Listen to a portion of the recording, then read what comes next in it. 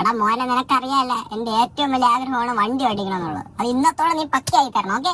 പിന്നല്ല, ഇന്നത്തോടെ നിങ്ങൾ ഡ്രൈവിംഗ് പഠിച്ചിരിക്കും. അത് മതി. നിങ്ങൾക്ക് പിന്നെ ബേസിക് ആയിട്ടുള്ള കാര്യങ്ങളൊക്കെ അറിയാല്ലേ? ഇതൊക്കെ അറിയാം. ക്ലച്ച്, ബ്രേക്ക്, ആക്സിലേറ്റർ, അതും അറിയാം. എന്നാ നിങ്ങൾക്ക് ആദ്യം ഞാൻ ഒരു പണി തരാം.